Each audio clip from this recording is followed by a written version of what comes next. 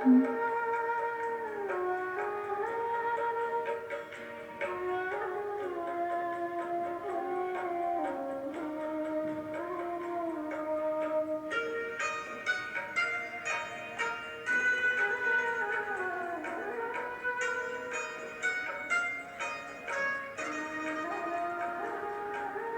स्नेह प्यार की तुझसे बाबा बांधी है।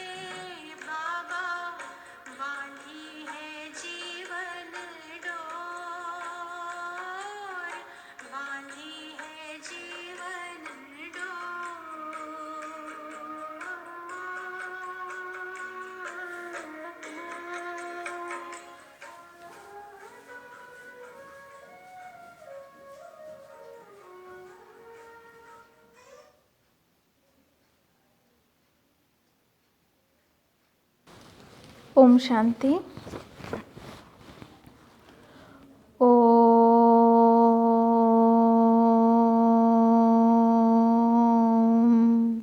शांति।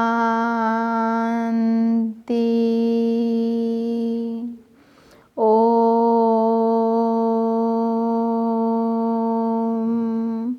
शांति।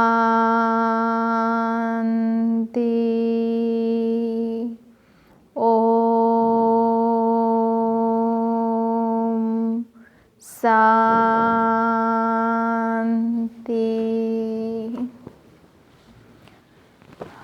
ओम शांति। आज बाबा की 29 तारीख की मुरली है। बाबा कह रहे हैं, मीठे बच्चे, संगम युग पर तुम ब्राह्मण संप्रदाय बने हो। तुम्हें अब मृत्यु लोक के मनुष्य से अमर लोक का देवता बनना है। बाबा कह रहे हैं कि संगम युग पर हम क्या बने हैं? ब्राह्मण संप्रदाय बने हैं और अभी हमें मृत्यु लोक से अमर लोक के देवी देवता बनना है। प्रश्न है आज का। बाबा कह रहे हैं कि तुम बच्चे किस नॉलेज को समझने के कारण बेहद का संन्यास करते हो? तुम बच्चे किस नॉलेज को समझने के कारण बेहद का संन्यास करते हो? उत्तर है, तुम्हें ड्रामा की यथार्थ नॉलेज है। तुम जानते हो ड्रामा अनुसार अब इस सारे मृत्यु लोक को भस्मीभूत होना है। अभी यह दुनिया वर्थ नॉट ए पेनी बन गई है। हमें बर्थ पाउंड बनना है। इसमें जो कुछ होता है वह फिर हुबहू कल्प के बाद रिपीट होगा। इसलिए तुमने इस सारी दुनिया से बेहद का संन्यास किया है। तो बाबा हमें ये कह रहे हैं कि हम बाबा के बच्चों को कौन सी नॉलेज मिली है जिसके कारण हम बेहद का संन्यास करते हैं। तो हमें तो नॉलेज मिला ड्रामा का यथार्थ नॉलेज। तुम जानते हो ड्रामा अनुसार अब इस सारे मृत्यु लोक को भस्मीभूत होना है। अभी ये दुनिया वर्थ नॉट ए पेनी है।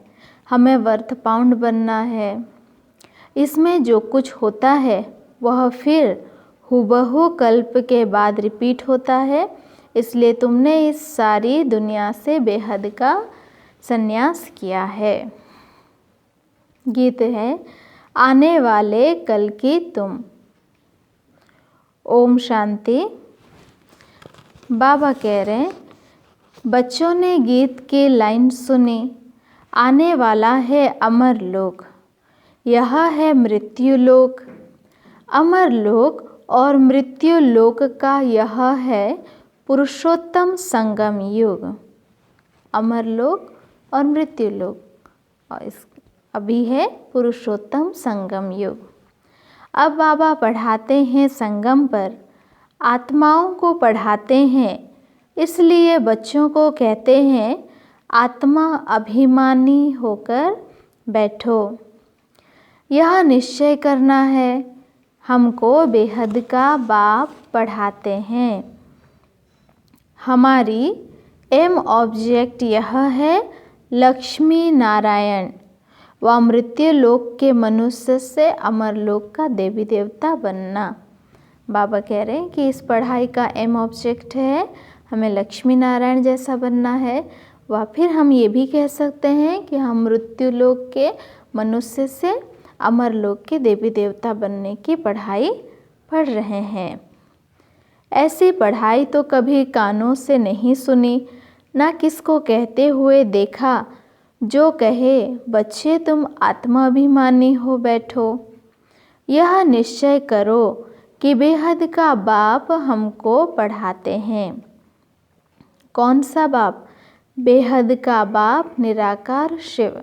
बाबा कह रहे हैं जितना पढ़ाई में निश्चय है, पढ़ाई से देवी देवता बन रहे इसमें निश्चय है, उतना निश्चय इसमें होना चाहिए कि हमें बेहद का बाप निराकार शिव पढ़ाते हैं। अभी तुम समझते हो हम पुरुषोत्तम संगम युग पर हैं। अभी तुम ब्राह्मण संप्रदाय बने हो, फिर तुमको देवता बनना है। पहले शूद्र संप्रदाय के थे। बाबा आकर पत्थर बुद्धि से पारस बुद्धि बनाते हैं।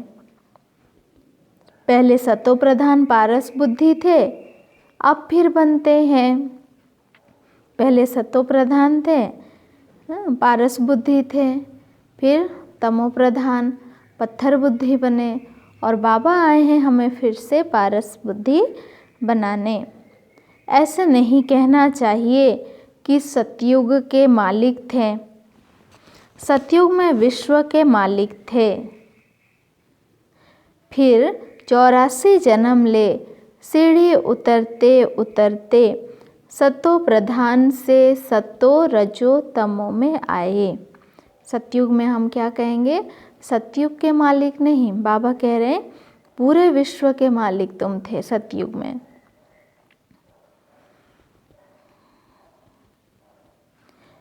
पहले सतो प्रधान थे तो पारस बुद्धि थे, फिर आत्मा में खाद पड़ती है। मनुष्य समझते नहीं। बाबा कहते हैं तुम कुछ नहीं जानते थे, ब्लाइंड फेथ था। सिवाय जानने के किसकी पूजा करना व याद करना उसको ब्लाइंड फेथ कहा जाता है। और अपने श्रेष्ठ धर्म श्रेष्ठ कर्म को भी भूल जाने से वह कर्म भ्रष्ट धर्म भ्रष्ट बन पड़ते हैं। भारतवासी इस समय देवी संप्रदाय के भी भ्रष्ट हैं। बाबा समझाते हैं वास्तव में तुम हो प्रवृत्ति मार्ग वाले। वही देवताएं जब अपवित्र बनते हैं तब देवी देवता कह नहीं सकते, इसलिए नाम बदल हिंदू धर्म रख दिया है। यह भी होता है ड्रामा प्लान अनुसार। बाबा कह रहे हैं कि जो देवी देवता बनते हैं वही फिर ड्रामा प्लान के अनुसार नाम बदल करके हिंदू धर्म में आ जाते। और यह भी होना है, देवी देवता बनना है, फिर देवी देवता से धीरे धीरे धर्म भ्रष्ट कर्म भ्रष्ट होकर के कलयुगी मनुष्य बनना, अपना नाम भी बदल करके हिंदू कहलाने लगे। फिर सभी एक बाप को ही पुकारते हैं, हे पतित पावन आओ। वह एक ही गॉड फादर है जो जन्म मरण रहित है। बाकी सब जन्म मरण चक्र में आते हैं, लेकिन एक गॉड फादर है जो जन्म मरण के रहित है। ऐसे नहीं कि नाम रूप से न्यारी कोई चीज़ है। आत्मा का व परमात्मा का रूप बहुत सूक्ष्म है, जिसको स्टार व बिंदु कहते हैं। शिव की पूजा करते हैं, शरीर तो है नहीं। बाबा कह रहे हैं कि शिव की जो हम पूजा करते हैं उसमें तो शरीर तो है नहीं। अब आत्मा बिंदी की पूजा हो न सके, इसलिए उनको बड़ा बनाते हैं पूजा के लिए। निराकार ज्योतिर्बिंदु को पूजा करने के लिए उनका रूप हमने बड़ा बनाया है। समझते हैं शिव की पूजा करते हैं, परंतु उनका रूप क्या है वह नहीं जानते हैं। यह सब बातें बाबा इस समय ही आकर समझाते हैं। बाबा कहते हैं तुम अपने जन्मों को नहीं जानते हो। 84 लाख योनियों का तो एक गपोड़ा लगा दिया है। अब बाबा तुम बच्चों को बैठ समझाते हैं। आज तक जो कुछ भी हम सुनते आए सब भक्ति मार्ग की बातें, और अभी बाबा हमें कह रहे हैं कि अभी बाबा तुम्हें बैठकर समझाते हैं सारी बातें। अभी तुम ब्राह्मण बने हो, फिर देवता बनना है। कलयुगी मनुष्य है शूद्र, तुम ब्राह्मणों की एम ऑब्जेक्ट है मनुष्य से देवता बनने की। यह मृत्यु लोक पतित दुनिया है। नई दुनिया वह थी जहाँ ये देवी देवताएं राज्य करते थे। नई दुनिया वह थी जहाँ देवी देवताएं राज्य करते हैं। एक ही इनका राज्य था। यह सारे विश्व के मालिक थे। अभी तो तमोप्रधान दुनिया है। अनेक धर्म है। यह देवी देवता धर्म प्राय लोप हो गया है। अभी अनेक धर्म है। बाबा कह रहे अभी देवी देवता धर्म प्राय लोप हो गया है। देवी देवताओं का राज्य कब था, कितना समय चला, यह वर्ल्ड की हिस्ट्री ज्योग्राफी कोई नहीं जानता। कब राज्य करके गए, कितना समय राज्य चला, ये हिस्ट्री ज्योग्राफी पूरे वर्ल्ड की किसी को पता नहीं है। बाबा ही आकर तुमको समझाते हैं। यह है गॉड फादरली वर्ल्ड यूनिवर्सिटी, जिसकी एम ऑब्जेक्ट है अमर लोक का देवता बनना। बाबा आज हमें क्लियर ये समझा दे रहे हैं कि तुम जो पढ़ाई पढ़ रहे हो fatherly, God fatherly world university, God fatherly world university का एम ऑब्जेक्ट है अमर लोक का देवता बनना। इनको अमर कथा भी कहा जाता है। तुम इस नॉलेज से देवता बन काल पर जीत पाते हो। देखिए बाबा हमें पहले पढ़ाई के बारे में बताए, फिर उसके बाद बाबा हमें ये भी बता रहे हैं कि तुम इस गॉड फादरली वर्ल्ड यूनिवर्सिटी में पढ़ कर के देवी देवता बनोगे। और देवी देवता बनने के पश्चात फिर बाबा कह रहे हैं कि तुम काल पर भी जीत पाते हो। वहाँ कभी काल खा नहीं सकता, मरने का वहाँ नाम नहीं है। अभी तुम काल पर जीत पहन रहे हो ड्रामा के प्लान अनुसार। बाबा कह रहे ये भी कल्प कल्प हम जीत पाए हैं, माया से काल पर जीत पाए हैं और अभी भी पा रहे हैं। तो बाबा ने वर्ड यूज़ किया है ड्रामा प्लान अनुसार। भारतवासी भी 5 वर्ष या 10 वर्ष का प्लान बनाते हैं ना, समझते हैं हम राम राज्य स्थापन कर रहे हैं। बेहद के बाप का भी प्लान है राम राज्य बनाने की। वह तो सब है मनुष्य, मनुष्य तो राम राज्य स्थापन कर ना सके। बाबा हमें ये कह रहे हैं कि दुनिया में भी मनुष्य ये सोच रहे हैं कि हम इस दुनिया को और बेहतर बनाएं, और परमात्मा भी ये सोच रहे हैं कि हम इसे राम राज्य बनाएं। परंतु मनुष्य के बस में नहीं है कि रावण राज्य को राम राज्य में परिवर्तन कर दे। राम राज्य कहा ही जाता है सतयुग को। इन बातों को कोई जानते नहीं है। मनुष्य कितनी भक्ति करते हैं, जिस्मानी यात्राएं करते हैं। दिन अर्थात सतयुग त्रेता में इन देवताओं का राज्य था। फिर रात में भक्ति मार्ग शुरू होता है। सतयुग में भक्ति होती नहीं है। दिन में सतयुग त्रेता में देवी देवताओं का राज्य था। रात में माना द्वापर कलयुग में भक्ति मार्ग शुरू हुआ। और बाबा कह रहे हैं कि सतयुग में भक्ति आदि होती नहीं। ज्ञान, भक्ति, वैराग्य यह बाबा समझाते हैं। वैराग्य 2 प्रकार का है। एक है हठयोगी निवृत्ति मार्ग वालों का, वह घर बार छोड़ जंगल जाते हैं। अब तुमको तो बेहद का संन्यास करना है, सारे मृत्यु लोक का। जो हठयोगी हैं, निवृत्ति मार्ग वाले, वो बस घर बार छोड़कर जाते हैं। और जो बाबा कह रहे और जो प्रवृत्ति मार्ग वाले हैं, वो बेहद का संन्यास करते हैं। किसका? सारे मृत्यु लोक का। बाबा कहते हैं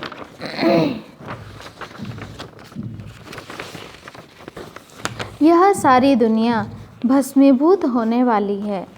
ड्रामा को बहुत अच्छी रीति समझना है। जो मिसल टिक टिक होती रहती है, जो कुछ होता है फिर कल्प 5000 वर्ष बाद हुबहू रिपीट होगा। इसको बहुत अच्छी रीति समझकर बेहद का संन्यास करना है।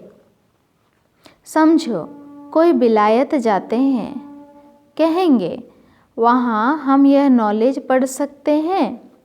बाबा कहते हैं हाँ, कहाँ भी बैठो तुम पढ़ सकते हो, है ना। इसमें स्थान की कोई ऐसा नहीं है कि बस हम आश्रम में ही, माना मधुबन में ही जा कर के जाएं तो पढ़ सकते हैं। एक बार पढ़ाई जान लिया, एक बार एम ऑब्जेक्ट जान लिया, तो इसके पश्चात कहीं भी जाएं बाबा की पढ़ाई हम पढ़ सकते हैं। इसमें पहले 7 रोज का कोर्स लेना पड़ता है। बहुत सहज है। आत्मा को सिर्फ यह समझना होता है। हम सतो प्रधान विश्व के मालिक थे, अब तमो प्रधान हैं। अब तमो प्रधान बन गए हैं। 84 जन्मों में बिल्कुल ही वर्थ नोटे पेनी बन पड़े हैं। अब फिर हम पाउंड कैसे बने? कैसे बनेंगे हम पाउंड? बर्थ नोटे पेनी से वर्थ पाउंड कैसे बनेंगे? अब कलयुग है, फिर ज़रूर सतयुग होना है। बाबा कितना सिंपल समझाते हैं। 7 दिन का कोर्स समझना है। कैसे हम सतो प्रधान से तमो प्रधान बने हैं, काम चिता पर बैठ तमो प्रधान बने हैं। बाबा ने हमें ये कहा कि सतो प्रधान से तमो प्रधान आत्मा कैसे बनती है? काम चिता पर बैठ। अब फिर ज्ञान चिता पर बैठ सतो प्रधान बनना है। वर्ल्ड की हिस्ट्री ज्योग्राफी रिपीट होती है, चक्र फिरता रहता है ना। अभी है संगम युग, फिर सतयुग होगा। अभी हम कलयुगी विशेष वर्ल्ड में हैं, सो फिर सतयुगी वाइसलेस कैसे बने? उसके लिए बाबा रास्ता बताते हैं। पुकारते भी हैं, हमारे में कोई गुण ना ही प्रभु, अब हमको ऐसा गुणवान बनाओ। परमात्मा को पुकारती है आत्मा कि परमात्मा आप आओ, हमारे में कोई गुण नहीं है और आप हमें ऐसा गुणवान बनाओ। जो कल्प पहले बने थे उन्हों को ही फिर बनना है। बाबा समझाते हैं, पहले पहले तो अपने को आत्मा समझो। जितने भी जैसा एम ऑब्जेक्ट ऊंचा है, लक्ष्मी नारायण समान बनना, अमर लोक में देवी देवता बनना, सारे पढ़ाई का मेन फाउंडेशन बाबा कह रहा है कि पहले तो इस पढ़ाई की शुरुआत ही यहाँ से होती है कि अपने को हम आत्मा समझें। आत्मा ही एक शरीर छोड़ दूसरा लेती है। अभी तुमको देही अभिमानी बनना है। अभी भी तुम्हें देही अभिमानी बनने की शिक्षा भी मिलती है। देखिए, और किसी कल्प में तो देही अभिमानी बनने की शिक्षा भी हमें नहीं मिलती है। अभी शिक्षा भी मिल रही है और अभी कुछ समय का पुरुषार्थ भी हमें इसी पर करना है। ऐसे नहीं तुम सदैव देही अभिमानी रहेंगे, नहीं। सतयुग में तो नाम शरीर के रहते हैं। लक्ष्मी नारायण के नाम पर ही सारे कारोबार चलती है। अब यह है संगम युग, जबकि बाबा समझाते हैं। बाबा हम बच्चों को समझाते हैं और समझाने का जो युग है वो संगम युग में है। चाहे वो हमें देवी देवता बनना हो, देही अभिमानी बनना हो, विकर्मों को विनाश करना हो, तो बाबा आते हैं और अपने बच्चों को बिठा करके ये समझाते हैं कि हमें कैसे देही अभिमानी रह करके गुणों को धारण करना है। बाबा कह रहे हैं कि अभी ही तुम्हें देही अभिमानी बनने की शिक्षा मिलती है। ऐसे नहीं तुम सदैव देही अभिमानी होंगे, नहीं। सतयुग में भी शरीर के नाम होंगे। बाबा फिर कह रहे हैं कि अभी यह है संगम युग, जबकि बाबा हमें समझा रहे हैं तुम अशरीरी आए थे, फिर अशरीरी बन वापस जाना है। अपने को आत्मा समझ, बाबा को याद करना है।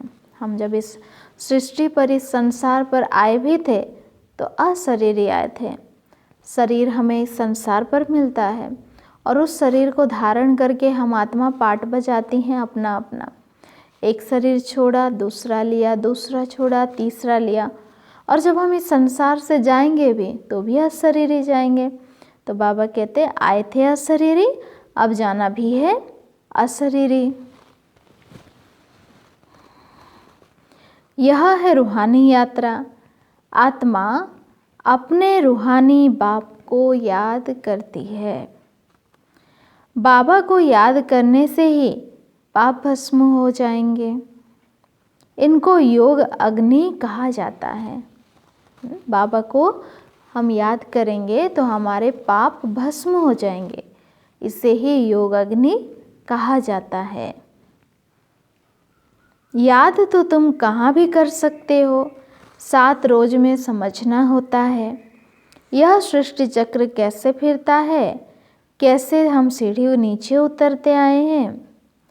अब फिर इस समय ही जन्म में, अब फिर इस एक ही जन्म में चढ़ती कला होती है। विलायत में बच्चे रहते हैं, वहाँ भी मुरली जाती है। बाबा के बच्चे तो चारों ओर हैं, सभी जगहों पर है। जहाँ जहाँ बाबा के बच्चे, वहाँ वहाँ बाबा की मुरली जाती है। यह स्कूल है ना, वास्तव में यह है गॉड फादरली यूनिवर्सिटी। गीता का ही सहज योग, गीता का ही राजयोग है, परंतु श्री कृष्ण को भगवान नहीं कहा जाता है। ब्रह्मा, विष्णु, शंकर को भी देवता कहा जाता है। अभी तुम पुरुषार्थ कर फिर सो देवता बनते हो। बाबा कह रहे अभी हम पुरुषार्थ कर रहे हैं। पुरुषार्थ किस लिए कर रहे हैं? कि हमें फिर से देवी देवता बनना है। प्रजापिता ब्रह्मा भी जरूर यहाँ होगा ना। प्रजापिता तो मनुष्य है ना। प्रजापिता ब्रह्मा कौन है? मनुष्य है। प्रजा जरूर यहाँ ही रची जाती है। हम सो का अर्थ बाबा ने बहुत सहज रीति समझाया है ना। हम सो बहुत सहज रीति बाबा ने बताया कि हम सो कैसे देवी देवता बनते हैं, फिर हम सो देवी देवता कैसे पूज्य बनते हैं, कैसे पुजारी बनते हैं, कैसे वैश्य शूद्र बनते हैं। तो बाबा ने बहुत सहज रीति समझाया है। भक्ति मार्ग में तो कह देते हम आत्मा सो परमात्मा, इसलिए परमात्मा को सर्वव्यापी कह दिया है। हम सो का अर्थ भक्ति मार्ग में ये कहा गया है कि आत्मा सो परमात्मा ना, आत्मा ही परमात्मा है। परंतु आप सोचिए, जो सर्वशक्तिवान है, जो इस संसार का मालिक है ना, जो पवित्रता का सागर है, जो दया का सागर है, हमारे अंदर वो हो, हर एक आत्मा दया का सागर हो, तो फिर सृष्टि कैसी होनी चाहिए, संसार कैसा होना चाहिए। तो आत्मा सो परमात्मा कहा जाता है, इसीलिए परमात्मा को सर्वव्यापी कह दिया है। बाबा कहते हैं सब में व्यापक है आत्मा। मैं कैसे व्यापक होऊंगा? सबके अंदर आत्मा है, लेकिन मैं तो परमात्मा, और मैं कैसे सबके अंदर व्यापक होऊंगा? बाबा हम बच्चों से ये सवाल पूछ रहे हैं कि तुमने हम सो का जो अर्थ कहा कि आत्मा ही परमात्मा है, तो मैं कैसे सबके अंदर रह सकता हूँ? तुम मुझे बुलाते ही हो, हे पतित पावन आओ, हमको पावन बनाओ। निराकार आत्माएं सब आकर अपना अपना रथ लेती हैं। हर एक अकाल मूर्त आत्मा का तख्त है। यह तख्त कहो अथवा रथ कहो, है ना। शरीर को आप तख्त कहो या फिर रथ कहो। बाबा को तो रथ नहीं है, वह निराकार ही गाया जाता है। हम भी निराकार हैं, शिव बाबा भी निराकार हैं, परंतु क्योंकि हमें अपना अपना तख्त मिलता, हमें अपना अपना रथ मिलता है, तो हम साकार वतन में स्थूल शरीर हमें मिल जाता है। परंतु बाबा के लिए निराकार ही कहा जाता है, क्योंकि उन्हें अपना तख्त, उन्हें अपना शरीर नहीं है। फिर बाबा कह रहे हैं, ना सूक्ष्म शरीर है शिव बाबा को और ना स्थूल शरीर है। निराकार खुद रथ में जब बैठे तब बोल सके, रथ बिगर पतितों को पावन कैसे बनाए, है ना। सर्वशक्तिवान ज्योतिर्बिंदु ज्ञान के सागर, लेकिन है निराकार, तो निराकार को भी साकार में आना पड़े ताकि वो अपने अंदर के ज्ञान को बच्चों तक दे सके। तो कहने के लिए क्या चाहिए, मुख चाहिए, मुख तो चाहिए ना, तब तो फिर ज्ञान दे करके पतित आत्माओं को पावन बनाएंगे बाबा। बाबा कहते हैं, मैं निराकार आकर इनका लोन लेता हूँ। टेम्पररी लोन लिया है, इसको भाग्यशाली रथ कहा जाता है। भगवान जिस तन को चुने, भगवान जिस रथ को चुने कि मुझे इस रथ में विराजमान होना है, वो तो निश्चित रूप से भाग्यशाली रथ ही है।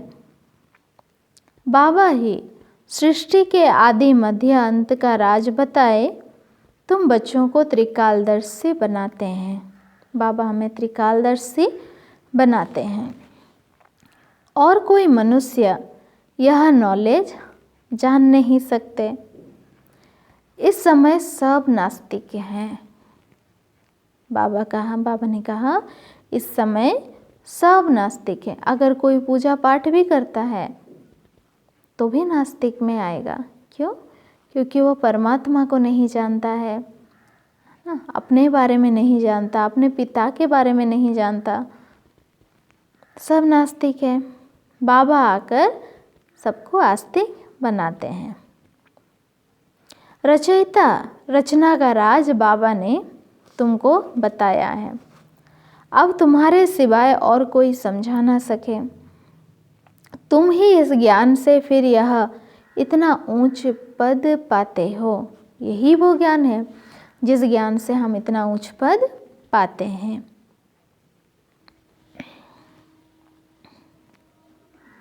यह ज्ञान सिर्फ अभी ही तुम ब्राह्मणों को मिलता है। बाबा संगम पर ही आकर यह ज्ञान देते हैं। ज्ञान देने का समय संगम युग है। सद्गति देने वाला एक बाप ही है।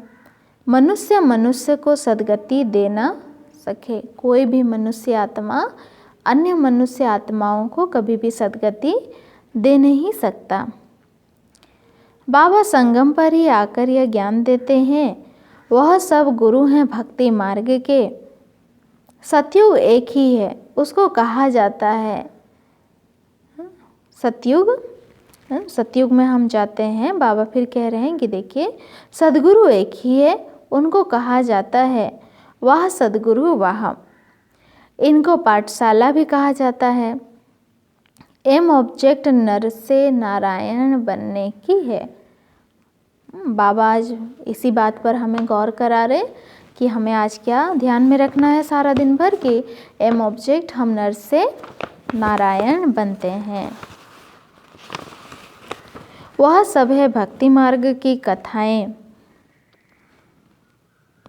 गीता से भी कोई प्राप्ति नहीं होती है।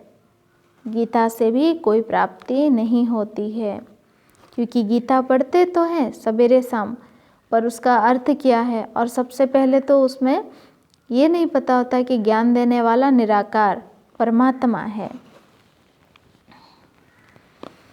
बाबा कहते हैं, मैं तुम बच्चों को सम्मुख आकर पढ़ाता हूँ, जिससे तुम यह पद पाते हो। इसमें मुख्य है पवित्र बनने की बात। बाबा की याद में रहना है, इसी में ही माया विघ्न डालती है। बाबा की याद में रहना है। तुम बाबा को याद करते हो अपना वर्षा पाने के लिए। यह नॉलेज सब बच्चों के पास जाती है। कभी भी मुरली मिस ना हो। ब्राह्मण बच्चे को यह विशेष ध्यान रखना चाहिए कि बाबा की मुरली, शिव बाबा की मुरली मैं कभी भी जैसे मिस ना करूं।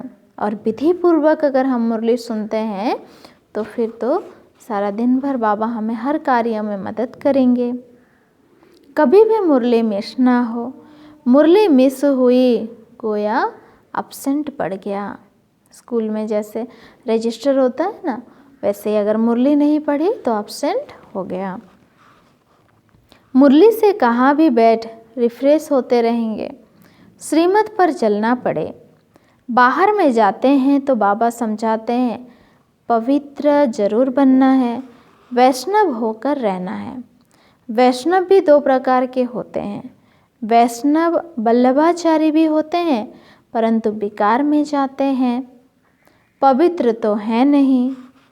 तुम पवित्र बन विष्णु बंसी बनते हो, वहाँ तुम वैष्णव रहेंगे, विकार में नहीं जाएंगे। वह है अमर लोक, यह है मृत्यु लोक। बाबा कह रहे हैं कि विकार में जाते हैं, अभी तुम विष्णुपुरी में जाते हो, वहाँ विकार होता नहीं, वह है वाइसलेस वर्ल्ड। योग बल से तुम विश्व की बादशाही लेते हो। वह दोनों आपस में लड़ते हैं, माखन बीच में तुमको मिलता है। पूरी दुनिया आपस में लड़ती है कि राज्य हमें चाहिए, हमें चाहिए। बाबा कह रहा माखन कौन खा लेता है? बीच में भारत खा लेता है। तुम अपनी राजधानी स्थापन कर रहे हो, सभी को यही पैगाम देना है।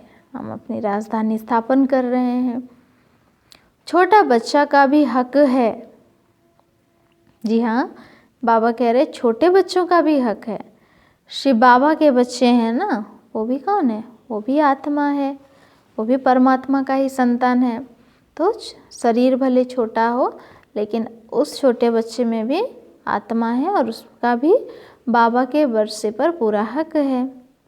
तो सबका हक है। सबको कहना है कि अपने को आत्मा समझो। माँ बाप में ज्ञान होगा तो बच्चों को भी सिखाएंगे। देखा गया है माता पिता अगर ज्ञान में आते हैं तो छोटे समय से ही बच्चों को शिक्षा देते हैं कि शिव बाबा को कैसे याद करना। छोटे छोटे बच्चे भी शिव बाबा कहते रहते हैं, बाबा को प्यार से याद करते हैं। तो माँ बाप के पास ज्ञान होता है तो बच्चों को भी देते हैं। सिवाय शिव बाबा के दूसरा न कोई। एक की याद से ही तमो प्रधान से सतो प्रधान बन जाएंगे। इसमें पढ़ाई बहुत अच्छी चाहिए। विलायत में रहते भी तुम पढ़ सकते हो। इसमें किताब आदि कुछ भी नहीं चाहिए, कहाँ भी बैठो तुम पढ़ सकते हो। बुद्धि में याद कर सकते हो। यह पढ़ाई इतनी सहज है, कहाँ भी बैठ कर के पढ़ सकते हैं हम। देखिए और दुनिया में जो यूनिवर्सिटीज़ है उसमें ऐसा नियम नहीं है कि हम कहीं भी बैठ कर के पढ़ लें। बाबा हमें ये कह रहे हैं कि ये पढ़ाई बहुत ही सहज है और हम कहीं भी बैठ कर के पढ़ सकते हैं, बाबा को याद कर सकते हैं। इसमें किताब आदि कुछ भी नहीं चाहिए, कहाँ भी बैठे तुम पढ़ सकते हो। ये पढ़ाई अति सहज है। योग अथवा याद से बल मिलता है। तुम अभी विश्व का मालिक बन रहे हो। बाबा राजयोग सिखलाकर पावन बनाते हैं। वह है हठ योग और यह है राजयोग। इसमें परहेज बहुत अच्छी चाहिए। बाबा कह रहे हैं कि इसमें ये राजयोग है तो राजयोग की के अनुसार क्या बनेंगे? राजा रानी बनेंगे, राजाओं का राजा बनेंगे। इन लक्ष्मी नारायण जैसा सर्वगुण संपन्न बनना है ना, खान पान की भी परहेज चाहिए। और दूसरी बात, बाबा को याद करना है तो जन्म जन्मांतर के पाप कट जाएंगे। खान पान के लिए भी बाबा कह रहे हैं क्योंकि हम क्या बन रहे हैं? देवी देवता बन रहे हैं। तो देवी देवताओं का खान पान कैसा होगा? हमें अपने खान पान पर भी ध्यान देना है और दूसरी बात शिव बाबा को याद करके अपने विकर्मों को भी विनाश करना है। इसको कहा जाता है सहज राजयोग। राजाई प्राप्त करने के लिए। अगर राजाई न ली तो गरीब बन जाएंगे। श्रीमत पर पूरा चलने से श्रेष्ठ बनेंगे। भ्रष्ट से श्रेष्ठ बनना है, उसके लिए बाबा को याद करना है। भ्रष्ट से श्रेष्ठ बनने के लिए श्री बाबा को याद करना है। कल्प पहले भी तुमने ही यह ज्ञान लिया था जो फिर अब लेते हो। सतयुग में और कोई राज्य नहीं था, उसको कहा जाता है सुखधाम। एक राज्य था बस, तो उसमें उसको बाबा कह रहे सुखधाम कहा जाता है। अभी यह है दुखधाम, और जहाँ से हम आत्माएं आई हैं वह है शांति धाम। सतयुग है सुखधाम, एक राज्य रहता है। अभी यह है दुखधाम, और हम जहाँ से आए हैं हम आत्माएं वो है शांति धाम। सिर्फ बाबा को वंडर लगता है दुनिया में मनुष्य क्या क्या करते हैं। बच्चे कम पैदा हो उसके लिए भी कितना माथा मारते रहते हैं। समझते नहीं यह तो बाप का ही काम है। बाबा झट एक धर्म की स्थापना कर बाकी सब अनेक धर्मों का विनाश करा देते हैं एक धक से, है ना। ये काम बाबा का है कि बाबा अनेक धर्मों का विनाश कर एक धर्म का स्थापना कैसे करते हैं, एक धक से करते हैं। वह लोग कितनी दवाइयाँ आदि निकालते हैं पैदाइशी कम करने के लिए। बाबा के पास तो एक ही दवाई है, एक धर्म की स्थापना होनी है। वह समय आएगा सब कहेंगे यह तो पवित्र बन रहे हैं, फिर दवाई आदि की भी क्या दरकार है। तुमको बाबा ने ऐसी दवाई दी है मनमना भव की, जिससे तुम 21 जन्मों के लिए पवित्र बन जाते हो। बाबा ने ऐसी हमें दवाई दी है मनमना भव का, जिससे हम पूरे 21 जन्म पवित्र बन जाते हैं। अच्छा, मीठे मीठे सिक्के लधे बच्चों प्रति माता पिता बाप दादा का याद प्यार और गुड मॉर्निंग। रूहानी बाप के रूहानी बच्चों को नमस्ते। हम रूहानी बच्चों के रूहानी माता पिता बाप दादा को याद प्यार और नमस्ते नमस्ते। ओम शांति ओम शांति। धारणा के लिए मुख्य सार है। आज का पहला नंबर पॉइंट है पवित्र बनकर पक्का वैष्णव बनना है।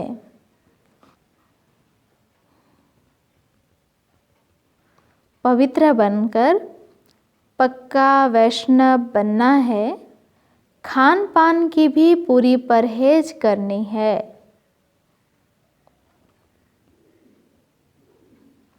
खान पान की भी पूरी परहेज करनी है। श्रेष्ठ बनने के लिए श्रीमत पर जरूर चलना है।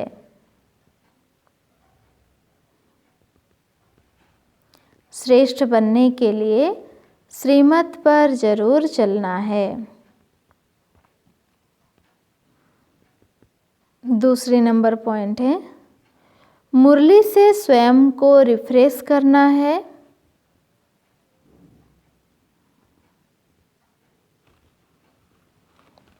मुरली से स्वयं को रिफ्रेश करना है। कहाँ भी रहते सतो प्रधान बनने का पुरुषार्थ करना है।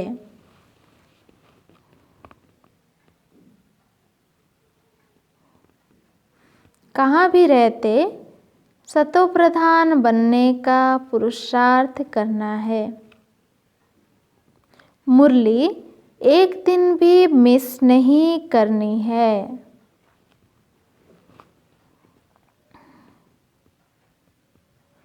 मुरली एक दिन भी मिस नहीं करनी है। वरदान है आज का जुदाई को सदाकाल के लिए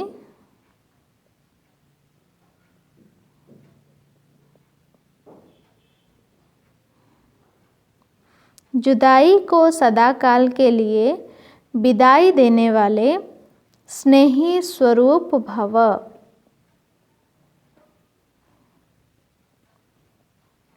स्नेही स्वरूप भव। विस्तार है, जो स्नेही को पसंद है वही स्नेह करने वाले को पसंद हो, यही स्नेह का स्वरूप है। जो स्नेही को पसंद है वही स्नेह करने वाले को पसंद हो, यही स्नेह का स्वरूप है। चलना, खाना, पीना, रहना स्नेही के दिल पसंद हो, इसलिए जो भी संकल्प व कर्म करो तो पहले सोचो कि यह स्नेही बाप के दिल पसंद है। ऐसे सच्चे स्नेही बनो तो निरंतर योगी सहज योगी बन जाएंगे। यदि स्नेही स्वरूप को समान स्वरूप में परिवर्तन कर दो तो अमर भव का वरदान मिल जाएगा और जुदाई को सदा काल के लिए विदाई मिल जाएगी। बाबा ने कहा कि जो स्नेही को पसंद है, जो बाबा को पसंद है, वही स्नेह करने वाले को पसंद हो, वही हम बच्चों को भी पसंद हो। बाबा को जो पसंद है, जैसा पसंद है, हाँ, जैसा चलना, खाना, पीना, रहना स्नेही के दिल पसंद हो, इसलिए जो भी संकल्प व कर्म करो तो पहले सोचो कि यह स्नेही बाप के दिल पसंद है। ऐसे सच्चे स्नेही बनो तो निरंतर योगी बन जाएंगे। हम सच्चे स्नेही बनेंगे तो निरंतर योगी भी स्वतः बन जाएंगे, सहज योगी बन जाएंगे। यदि स्नेही स्वरूप को समान स्वरूप में परिवर्तन कर दो तो अमर भव का वरदान मिल जाएगा और जुदाई को सदाकाल के लिए विदाई मिल जाएगी। स्लोगन, स्वभाव इजी और पुरुषार्थ अटेंशन वाला बनाओ। स्वभाव को इजी करेंगे और पुरुषार्थ को ध्यानपूर्वक करेंगे, अटेंशन वाला बनाओ। अच्छा, ओम शांति। अच्छा, तो यह अव्यक्त इशारे की 10 नंबर पॉइंट है आज। मनन और मगन की कमी होने के कारण आत्माओं में विल पावर कम है। सिर्फ वर्णन करने से बाह्य मुक्ता की शक्ति दिखाई पड़ती है, लेकिन उससे प्रभाव नहीं पड़ता। मनन करते हो लेकिन अंतर्मुख होकर के मनन करना, हर पॉइंट द्वारा मनन अथवा मंथन करने से शक्ति स्वरूप मक्खन निकलता, इससे ही शक्ति बढ़ती है। मनन करने से इससे ही हमारी शक्ति बढ़ेगी। अच्छा, ओम शांति।